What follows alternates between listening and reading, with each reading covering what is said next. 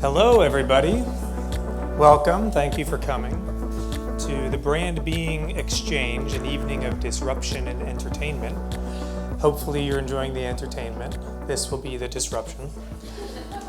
We're going to do a short program tonight focused on sort of the evolutions that are happening in brand marketing specifically. We have a really fascinating and fantastic mix of people here tonight. We've got a number of people who come out of brand marketing and communications roles at large companies and small companies. And then we've got a lot of folks who join us from the entertainment industry.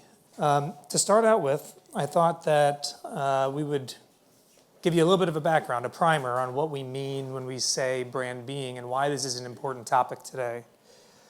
To begin with, disruption, right? I can't remember the last time that somebody advertised a conference around learn how to maintain the status quo, right? It's always about disruption. It's always about some kind of disruption. It's usually around things like new media channels and digital channels and new data sources and how we should be more analytical and new influencers and new ad units and new media planning, even new agency relationships and models and things like that, which make us feel good because we're studying and we're learning and we're sort of moving pieces around on the chessboard, right? Because we're figuring out new ways to spend our resources. But that is typically what it comes down to, is more of a prioritization exercise. Nobody's really sort of reinventing the way they market. It's just kind of moving the pieces around, right? The things that are meant right now in big companies to be real disruption are the moonshots, right? The big companies are investing in corporate venture capital groups, innovation labs, things like that. And you can see they've been surging over the last couple of years with the idea that they're going to be able to capture some of that magic that comes out of Silicon Valley, some of that magic that startups seem to sort of monopolize. Meanwhile, down the street, there's a guy that went into Dwayne Reed and tried to buy a razor. And first he couldn't figure out which razor he should buy. And then he didn't know whether Fusion or Mach was better. And he didn't know why it needed to be made out of titanium. And he had to call the sales clerk over to unlock it for him. And then he spent $25 on a razor and a thing of shaving cream. And it came with 4 blades, and he didn't know when he needed to buy a new one. And he said, there has to be a better way. Yeah.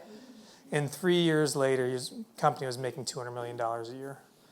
All right, and there was a young woman, a 22-year-old woman, who didn't like her options for a natural granola product. She made a new one in her kitchen, and 5 years later sold the company for $122 million. Right? Why couldn't Nestle do that? Why couldn't General Mills do that? Right? We all know Casper. You can't get on the New York subway without seeing it. Right? They decided there's no reason you need to go to the store to buy a mattress. It's that simple.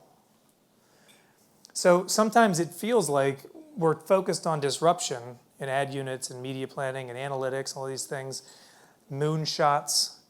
But while we're over here on the moon, the Earth is getting exploded, right? The real business is where we actually need to make change. And very few companies are actually making change in the real business, right? It's the venture capital groups, the innovation labs where the change is happening. That might be a bit of a, alarmist analogy, right?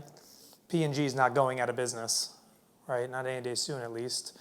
But the sidewalk is cracking. This is the Millennium Building in San Francisco, if you're not familiar. The Millennium Building is in danger of falling over in downtown San Francisco. That would be bad, right? The sidewalk is literally cracking, and they're actually basically duct taping it back together right now, right? This chart up here are all the various Harry's and Bare Naked granolas that are nibbling away at Procter & Gamble at the moment. We call them the piranhas. They're piranha brands, and there's swarms of them, right? And they're devouring the big conglomerates right now. So the Earth is not exploding, but the sidewalk is definitely cracking. P&G is aware of this. In 2017, their April earnings call, their CFO said, and this should be a little bit of a warning sign when your CFO is weighing in on advertising strategy. The CFO said, we're raising the bar on advertising. That's how we're going to address this issue. We want ads that make you think, talk, laugh, cry, smile, and of course, buy. Our brands should be culture defining. So of course, every ad agency in New York is going crazy over this. We get to make ads that make people cry. That's all we want to do. Right? And they delivered.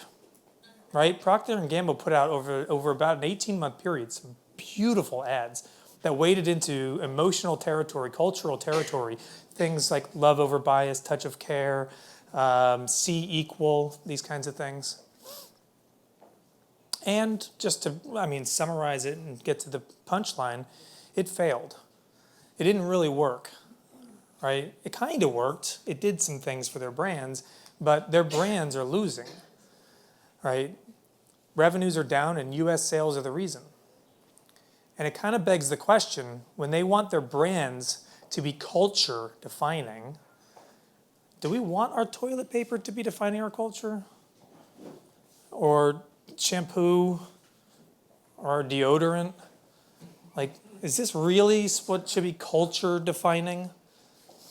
Brandless just raised $240 million on the premise that people actually don't want to buy brands that invest in brand marketing.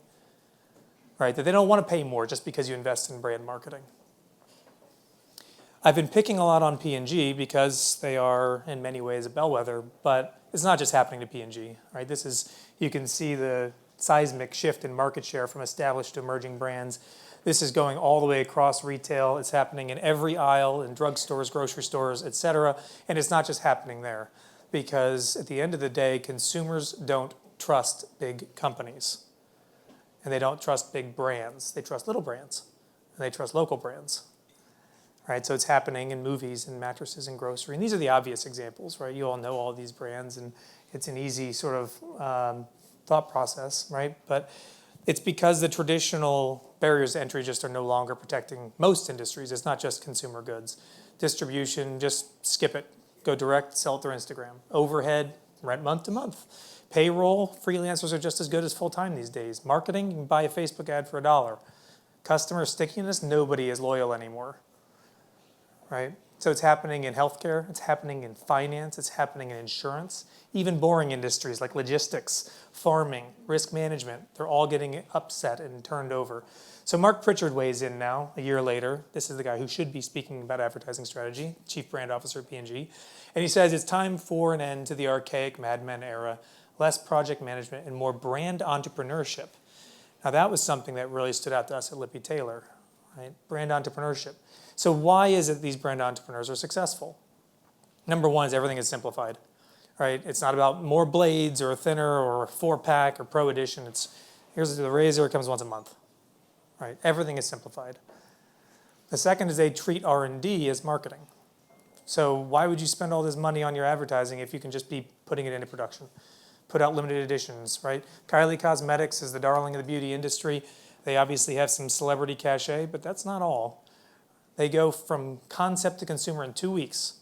So they hear somebody recommending something in their comment thread. They say, oh, we could put out a palette about that. It is in consumers' hands in 2 weeks. Right? Maniacal focus on customer experience. We're going to hear a lot about that from our panel today. But the customer experience, most big companies think of customer care as a cost center, right? They actually evaluate their customer service people on how little time they spend with you. The faster they get you off the phone, the more they're rewarded, right? These brands think of it as marketing. That's a customer touch point. That's how we make the perfect experience. And most importantly, they don't manage, position, or market a brand. They live it. This is Anastasia Beverly Hills, another darling in the beauty industry.